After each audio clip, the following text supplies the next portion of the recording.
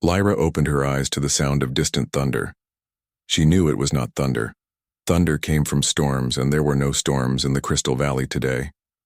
The sky above her shelter was clear and purple, just like it had been for the past 3 years. The noise she heard came from something else entirely, something that did not belong to this world. She sat up from her sleeping mat and moved toward the window of her cave shelter. Her long silver hair fell across her shoulders as she stretched. The elf woman had learned to move quietly and carefully. 3 years of living alone on an alien planet had taught her that survival depended on awareness. Every sound mattered. Every movement could mean the difference between life and death. Ember stirred from his rest near the fire. The smaller dragon lifted his head and turned his scales to catch the morning light. His eyes, bright and intelligent, fixed on Lyra with that special awareness that only dragons possessed. Storm, the larger and more aggressive of the 2 dragons, did not wake immediately. He lay coiled near the thermal vents that warmed their home, his breathing deep and rhythmic. Lyra reached out with her mind, touching the consciousness that connected her to both dragons. Through this bond, she could sense their thoughts and feelings as clearly as she could hear her own voice. Both dragons had heard the sound. Both felt the wrongness of it. Neither one was comfortable with what it meant. The elf woman walked to the far window of her cave and used the old human telescope she had salvaged from her crashed ship to scan the northern sky. What she saw made her stomach tighten with fear. Ships, massive ones. Their hulls were dark and angular, shaped like weapons designed for destruction. She counted at least 30 of them, maybe more. They were descending slowly toward the planet, their approach methodical and patient. These were not traders. These were not explorers seeking knowledge and friendship. These were conquerors. Lyra had read enough history during her years alone to recognize the signs of invasion. She had studied the files on her communication device, files about every spacefaring civilization in this region of the galaxy. The ship designs matched the Krillian Empire. Everyone in the galaxy knew about the Krillians. They were the destroyers of peaceful worlds, the enslavers of intelligent species, the collectors of resources and conquest. Her hands shook slightly as she lowered the telescope. For 3 years, she had been alone except for her dragons. She had built a life in these caves, had created routines and rhythms that made the isolation bearable. She had held on to hope that one day someone would come and rescue her. She had never imagined that when rescue came, it would be preceded by the arrival of monsters. Storm finally woke, sensing the fear that flowed through their telepathic connection. The large dragon rose to his full height, his massive frame filling much of the cave entrance. His scales darkened, shifting from blue to deep purple, a sign of his agitation. Ember moved closer to Lyra, seeking comfort and reassurance in her presence. The elf woman knelt down and stroked both dragons, sending waves of calm through their connection, even as her own heart raced.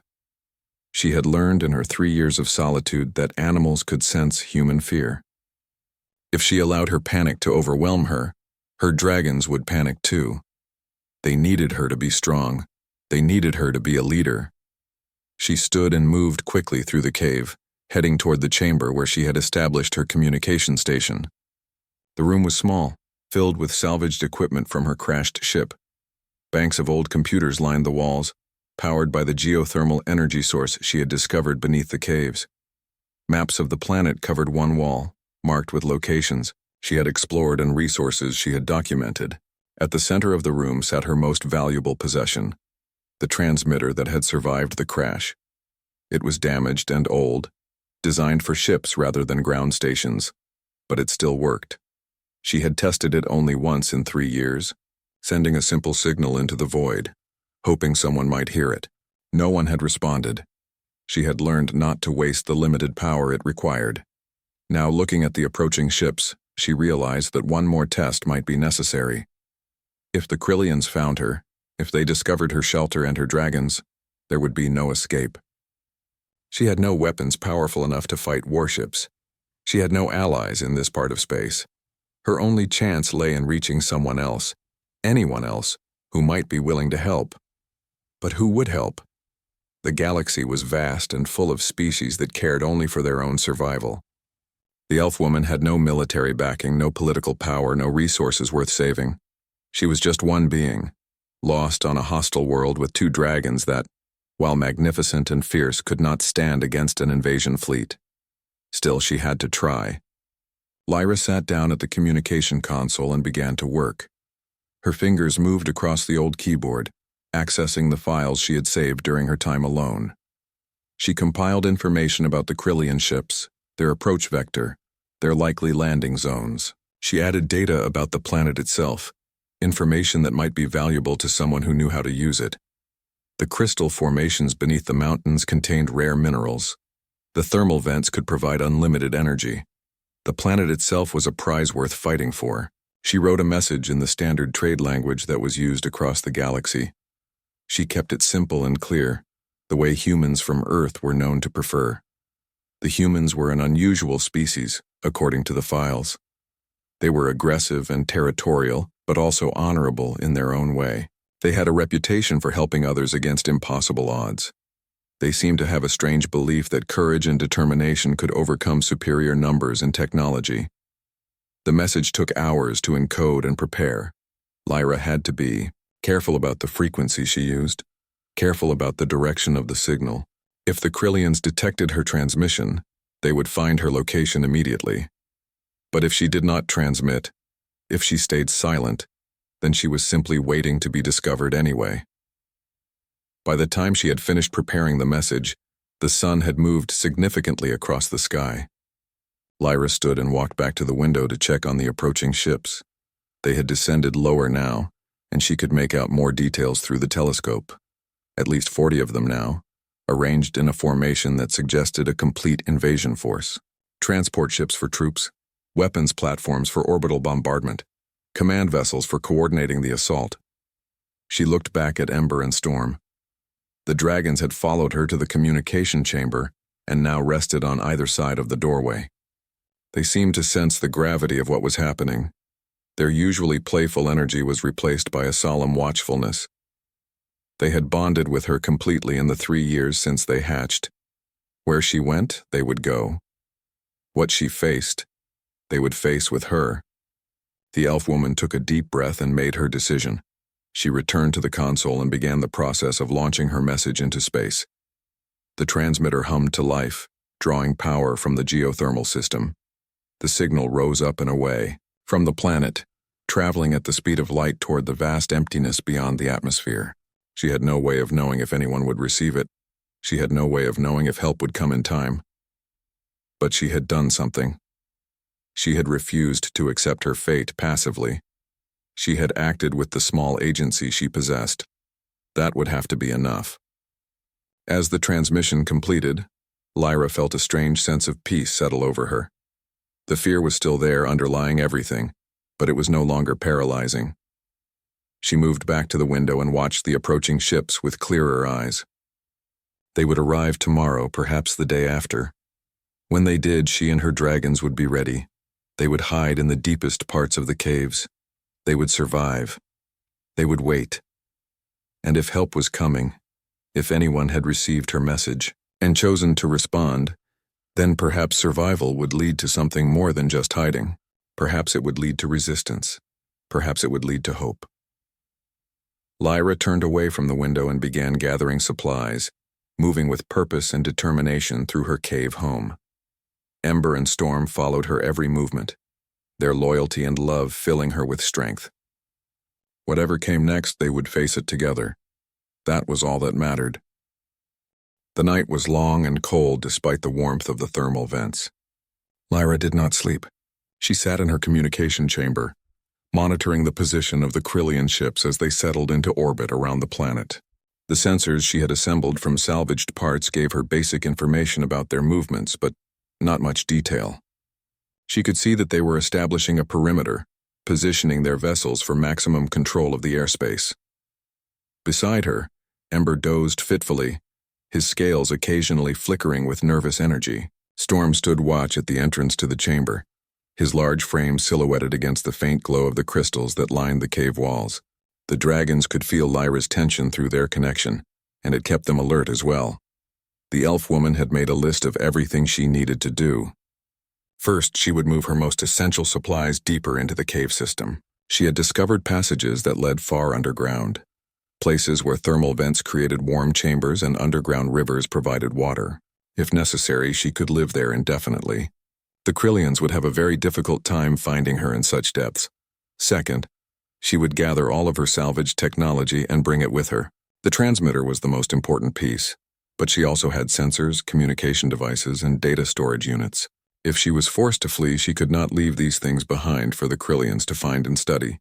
Third, and most importantly, she would prepare her dragons for what might come.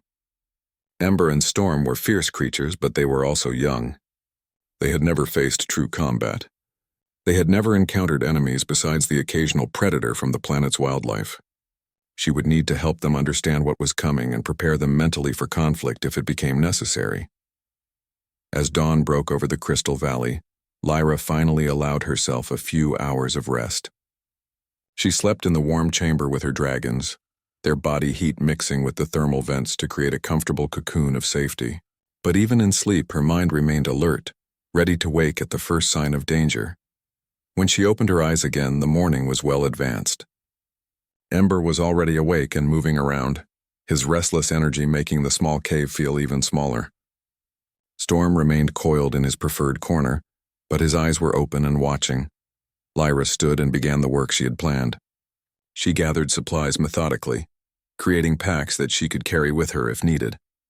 Water containers, preserved food she had dried from the local vegetation, medical supplies she had salvaged from her ship, weapons too, though they were limited, a plasma rifle from her ship now running low on charge, several energy pistols, tools that could be used as weapons if necessary. It was not much against a space fleet, but it was something. By midday, she had made 3 trips into the deeper caves, leaving supplies in the chamber she had chosen as a fallback position. It was beautiful down there, illuminated by colonies of bioluminescent creatures that the local ecosystem had evolved. Underground water flowed from a spring, and the air was fresh despite being so far below the surface. Ember followed her on these trips, learning the paths and passages. Storm remained near the upper chambers, keeping watch. The larger dragon had always been more cautious, more willing to stand guard while his smaller brother explored. That evening, Lyra received an unexpected signal on her communication device. Her heart leaped into her throat. Someone had received her message. Someone was responding. The signal was weak and took time to decode, but the message was clear once she understood it. A human military vessel was in the region. They had received her distress signal and were investigating. They were still several days away, but they were coming. The message included technical information about their ship, their weapons capabilities, and their current position. The humans had also included a personal message, brief but reassuring. They said they were coming to help. They said they would not abandon someone in need. They said to stay safe and keep broadcasting her position. Lyra felt tears flowing down her face. She was not alone anymore. Someone was coming. Someone was willing to help her against the Krillian invasion. It seemed impossible, but it was happening. She immediately began preparing a new message, one that would update the human ship on her location, the positions of the Krillian vessels, and any other information they might need. She included details about the crystal formations on the planet, about the geothermal energy sources, about the strategic value of controlling this world. But she also included something more personal. She told them about her dragons. She explained that they were intelligent creatures who could form bonds with other beings. She asked the humans to understand that if they came, they would need to accept that the dragons were not dangerous threats, but rather her family and her companions. The transmission took several hours to prepare and send. Lyra was careful to encrypt it well, careful not to draw attention from the Krillian sensors that now surrounded the planet. When she finally sent it, she felt a weight lift from her shoulders. She had done what she could. Now she had to wait. That night, something changed in the Krillian activity. Their ships began to move in a coordinated pattern. Lyra watched on her sensors with growing alarm as they moved into attack formation. They were preparing for something. Either they had detected her transmission and were about to assault her position, or they were moving to consolidate their control over the planet below. She made a decision quickly. She gathered Ember and began moving deeper into the caves. Storm joined them without hesitation, sensing through their connection that something was wrong.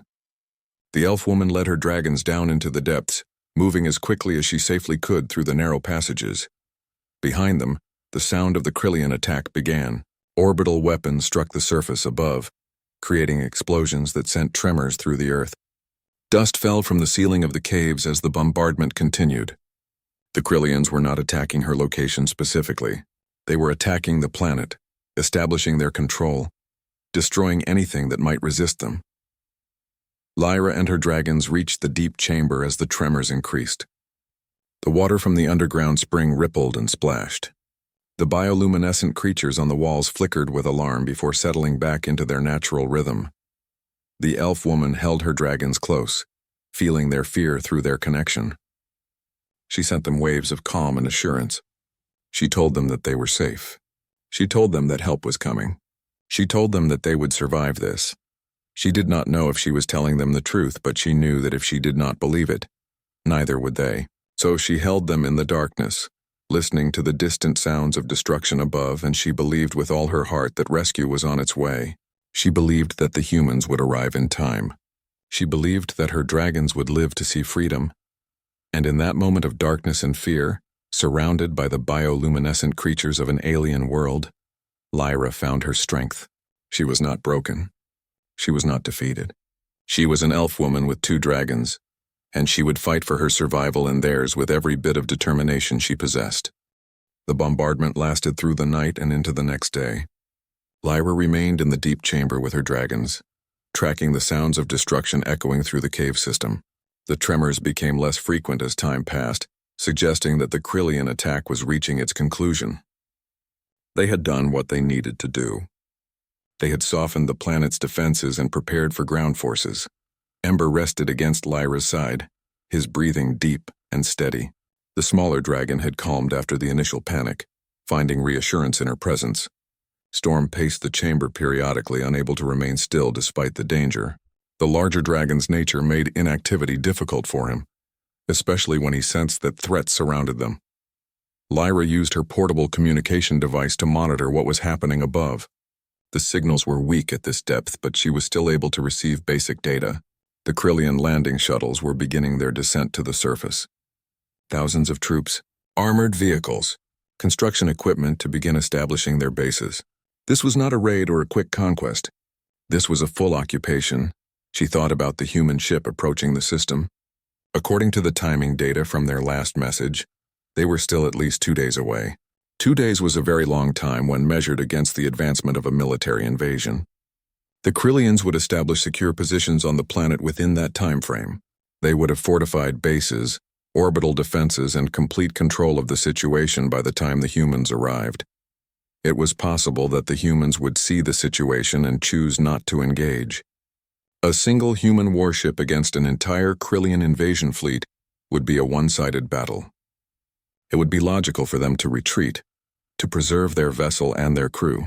Lyra could not expect them to sacrifice themselves for her sake, but somewhere deep in her, in the part of her that had survived 3 years alone on an alien world, she still held hope. She still believed that the humans would come. She still believed that they would choose to help despite the odds. As night fell again, Lyra decided that she needed to change her strategy. Hiding in the caves was safe, but it was also passive. She needed to find ways to gather intelligence on the Krillian positions. She needed to understand what the invaders were planning, and most importantly, she needed to keep the human ship informed about the situation so that when they arrived, they would understand what they were facing. She gathered her portable equipment and prepared to move closer to the upper caves.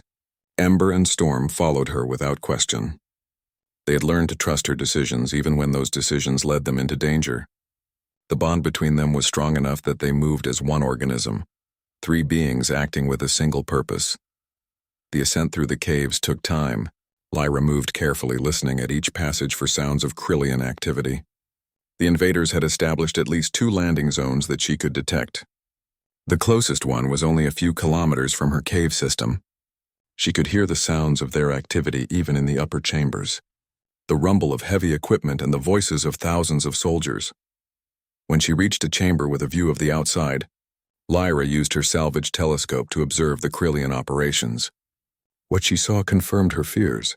They had brought everything needed to establish a permanent presence on the planet. Construction crews were already working to build defensive structures. Guard posts were being established around the perimeter of their landing zone. Plasma cannons were being positioned on high ground. But there was something else, something that made Lyra's breath catch. In the center of the main landing zone stood a vessel unlike the others. It was larger, more ornate, decorated with symbols that marked it as belonging to a commander of significant rank. The Krillian general in charge of the invasion had come personally to oversee the conquest. This was important information. She quickly recorded everything on her devices, taking measurements and notes about the Krillian positions. She would transmit this data to the humans as soon as she could do so safely. Ember suddenly became alert, his senses detecting something that Lyra had missed. The smaller dragon moved to the window of the observation chamber and released a low growl. Storm joined him immediately, his larger form tense and ready for action. Through their connection, Lyra felt what they had sensed. A group of Krillian soldiers was moving up the mountain slope, heading in a direction that would eventually lead them to her caves. They had not yet detected the entrance, but they were beginning a systematic search of the area. There was no time to panic. Lyra quickly gathered her equipment and began moving deeper into the caves again, gesturing for her dragons to follow. She moved with purpose, but without haste, the way she had learned to move when survival depended on not making mistakes. The Krillian patrol passed within a few hundred meters of the cave entrance but did not find it. Lyra and her dragons remained in a side chamber, perfectly still and silent, until the soldiers moved past and continued their search down the mountain. When the danger had passed, Lyra realized that her time in the caves had a deadline. The Krillians would eventually conduct a thorough search of every cave system on the mountain. They would find her location if she remained here long enough. She needed an escape route. Using her knowledge of the cave system and her portable navigation equipment, Lyra began to map out a path that would take her to the far side of the mountains. It was a dangerous journey through unexplored passages, but it offered a chance to relocate her base to a place where the Krillians would not think to look.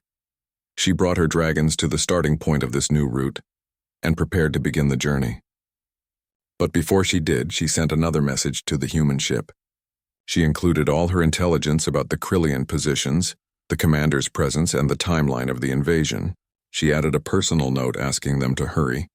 She told them that she and her companions would do everything they could to survive until help arrived. The response came quickly. A simple message with a timestamp indicating their new position. They were closer now. They would arrive in the system in less than 36 hours. And they were bringing weapons. The human commander had included a short message as well. She wrote that she had seen the data about Lyra's dragons and wanted to assure her that humanity valued all intelligent life. She wrote that the humans would fight not just to save Lyra, but also to preserve her dragons. She wrote that Lyra was not alone anymore. Lyra felt tears forming in her eyes as she read those words. She had been so alone for so long. Even with her dragons, even with their love and loyalty, there was a part of her that had been profoundly isolated. Now knowing that other beings far away cared enough to fight for her, to risk their lives for her sake, that isolation was beginning to heal. She took a deep breath and turned to her dragons. Ember and Storm looked at her with their intelligent eyes, ready for whatever she would ask of them. Lyra smiled and gestured toward the new passage. They would survive. They would escape the Krillians. And when the humans arrived, they would show them that courage and determination could overcome even the most impossible odds. They would show them what it meant to never give up, to never surrender hope no matter how dark the circumstances became. The journey through the unexplored caves was more difficult than Lyra had anticipated. The passages were narrow and twisted, sometimes requiring her to squeeze through spaces barely large enough to fit. Storm had particular difficulty, his massive body struggling against the tight confines. Ember moved with ease, his smaller frame allowing him to navigate the curves and turns of the cave system with grace. Lyra had marked her path carefully, using luminescent paint salvaged from her ship to create markers on the cave walls. She did not want to risk getting lost in these depths. One wrong turn could lead them to a dead end, wasting precious time. Another wrong turn could lead them to a chasm or unstable ground that could prove fatal. The deeper they traveled, the more interesting the cave system became. They passed through chambers filled with crystal formations that glowed faintly in the darkness. They waded across underground rivers. They discovered passages that had probably never been explored by any intelligent being. In different circumstances, Lyra would have loved to study these places, to document the unique geology and perhaps discover new forms of life. But now was not the time for exploration or scientific study. Now was the time for survival. After hours of careful travel, they emerged from the cave system on the far side of the mountains. The landscape here was different, wilder and more rugged. Tall rock formations rose from the ground like ancient sentries. Vegetation grew in twisted patterns, adapted to the harsh environment. Lyra could see the signs of Krillian activity in the distance, but there was none close by. She found a cave entrance that would serve as a temporary shelter and began setting up camp. She arranged supplies in a way that would allow them to move quickly if necessary. She positioned Ember and Storm as sentries, one at the entrance and one slightly further out to provide early warning of any approaching threats. With her dragons positioned for security, Lyra used her communication device to send an encrypted message to the human ship. She included her new coordinates and updated information about Krillian movements. She also included something more personal, a message asking the human commander to tell her something about herself, about why she had decided to risk everything to help someone she had never met. The response came through in coded transmission. The human commander's name was Rose, and she had received a communication from Earth about the importance of helping those in need. Her orders included instructions to investigate any distress signals and to provide assistance when possible. But beyond the official orders, Rose wrote, she had a personal reason for coming. Rose explained that she had once been stranded on an alien world herself, years ago before she joined the military. She had been rescued by a different alien species, beings who had no obligation to help her but chose to do so anyway. She had survived because strangers showed her compassion. She had survived because beings from another world believed that all intelligent life had value.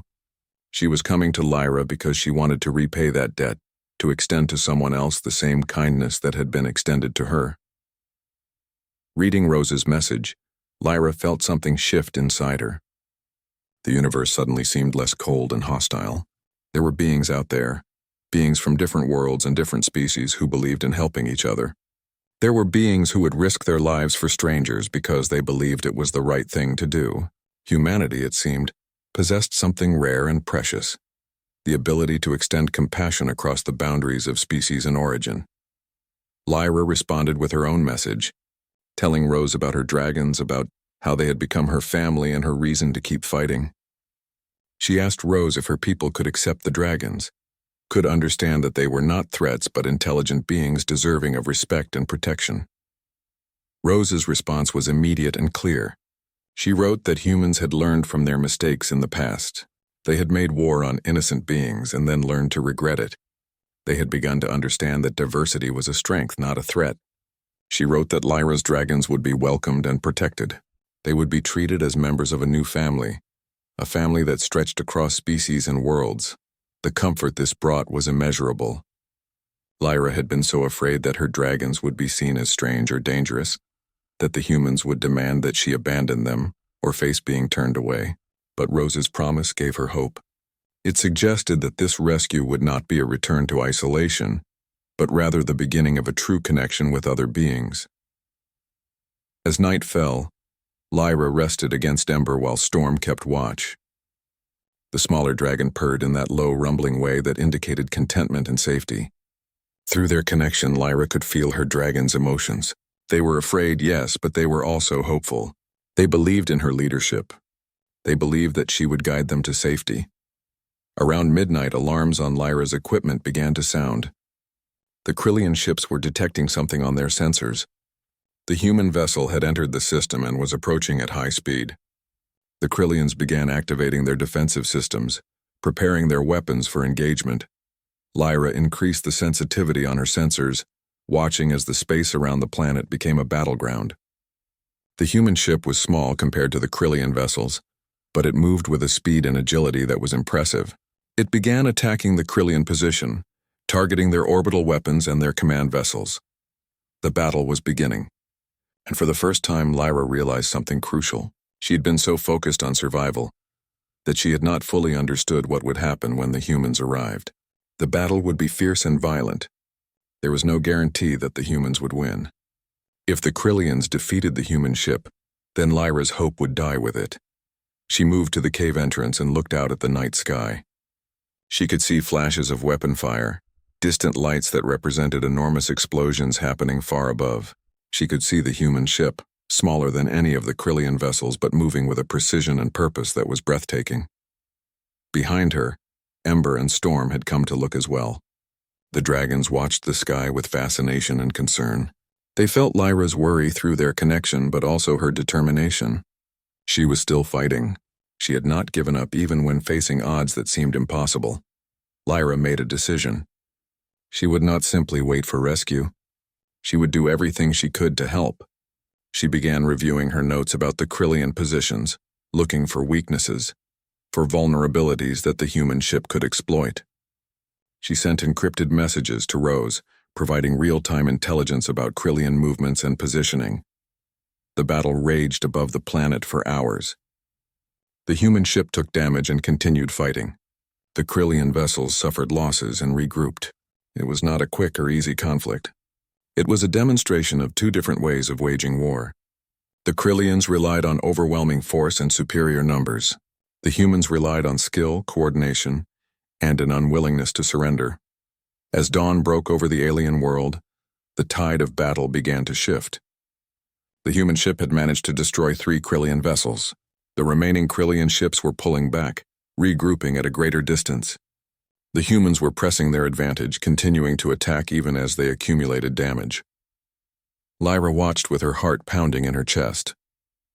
For the first time since the invasion began, she dared to believe that victory was possible. The humans were actually defeating the Krillians. They were doing what seemed impossible. She turned to her dragons and smiled. The rescue was really happening. Help had truly arrived, and now finally they had a chance not just to survive but to actually win. The final assault came in the late afternoon. The human ship made one last coordinated attack against the Krillian position, a maneuver that was so precise and powerful that it broke their defensive formation. The Krillians, facing an opponent who refused to retreat despite being outnumbered, finally made the decision to abandon the invasion. It was not an organized retreat. It was a panicked withdrawal. Ship after ship began ascending toward space, leaving their ground forces behind. The Krillian general who had come to oversee the conquest fled in his command vessel, his honor apparently worth less than his life. The human ship did not pursue them into space. Instead, it maintained its position in orbit, preventing any remaining Krillian forces from returning to the planet. Rose had achieved something remarkable. She had defeated an invading fleet with superior numbers through sheer determination and superior tactics. Lyra watched the sensors as the last of the Krillian vessels jumped to, faster than light speed, and disappeared from the system. They were gone. The invasion was over. The planet was safe. She looked at her dragons and felt overwhelming joy. Ember and Storm sensed her emotion through their connection and sang their happiness, a sound like wind chimes and distant thunder combined. The dragons' voices carried across the alien landscape, echoing off the rock formations and mountains. It was a song of triumph and survival. Lyra activated her communication device and sent a message to Rose. She reported that the Krillian forces had retreated, that the planet was now secure. She confirmed her location and asked for instructions about meeting the human forces. She also added a personal message, thanking Rose for keeping her promise, for coming despite the odds, for saving her and her dragons. Rose's response came quickly. She instructed Lyra to stay in her current location. The human ship would send a landing craft to retrieve her. She would be safe soon. She would be part of something larger now, part of the human community that valued courage and determination. Rose also sent a message telling Lyra that the entire crew had been watching the situation on the planet, had been inspired by her survival, and wanted to welcome her aboard properly. The waiting for the landing craft felt both impossibly long and impossibly short. Lyra gathered her essential possessions and prepared her dragons for the journey. Ember was excited, his energy bouncing from one side of the cave to the other. Storm was more cautious, but he trusted Lyra completely. When she was ready to move, they would be ready as well. The landing craft descended through the atmosphere in the late evening. It was smaller than Lyra had expected, designed to carry perhaps 20 people at most, but it was beautiful in its own way, sleek and efficient, marked with human military insignia. It landed carefully on a flat area near Lyra's cave shelter. The crew that emerged wore protective suits and helmets, standard equipment for encountering potentially hazardous alien environments. They scanned the area carefully, checking for threats before they approached Lyra's position. There were 5 of them, all trained soldiers, all moving with the precision and coordination that marked well-trained military personnel. But it was the commander who stepped forward first. She removed her helmet as she approached, revealing the face of Rose. She was younger than Lyra had expected, with dark hair pulled back in a practical bun and eyes that held both kindness and strength. She was not what Lyra had imagined when she had been sending messages to the approaching ship, but somehow she was exactly what Lyra had needed her to be. Rose looked at the elf woman and her dragons with wonder in her eyes. She approached slowly, showing deference to the magnificent creatures. Ember moved toward her cautiously, his scales flickering with curiosity. Storm remained slightly back, his protective nature still evident despite the obvious non-threatening approach of the humans. Lyra came forward to meet Rose, and the human woman extended her hand in greeting. When they clasped hands, Lyra felt a connection form, a sense of mutual respect and understanding. 2 beings from different worlds finding common ground in courage and compassion. Rose spoke in the trade language that Lyra understood. She said that Lyra and her dragons were now under human protection. They would travel to the human ship, where they would receive medical attention and supplies. Then they would discuss the future. But whatever came next, Lyra was no longer alone. She was part of a larger family now. The journey to the landing craft was handled carefully. The human crew had actually brought tools and equipment to help accommodate the dragons. They had erected a ramp that would allow the large creatures to board more easily. They had prepared a compartment below decks that was spacious enough for all 3 of them to travel comfortably. This attention to the dragons' needs, this acceptance of them as valued members of the group, meant everything to Lyra. As the landing craft began its ascent back to the human ship, Lyra looked out the window at the planet below. The place that had been her prison for 3 years was now her home in a different way.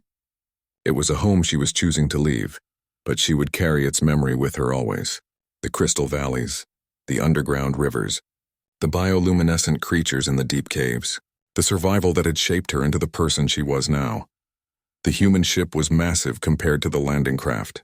As they docked, Lyra could see through the observation windows that there were hundreds of humans aboard, all working together with precision and purpose. Rose led her toward what she called the observation deck, a large chamber with transparent aluminum walls that offered a view of the planet and the surrounding space. There were crew members gathered there, apparently having taken breaks from their duties to welcome the arrivals. When they saw Lyra and her dragons emerge, they began to applaud. It was a spontaneous gesture, a show of respect and welcome. Lyra felt tears flowing down her face again as she realized what was happening. These beings, these humans from a world she had never visited, were honoring her and her dragons. Rose explained that the entire crew had received updates about the situation. They had all become invested in Lyra's survival.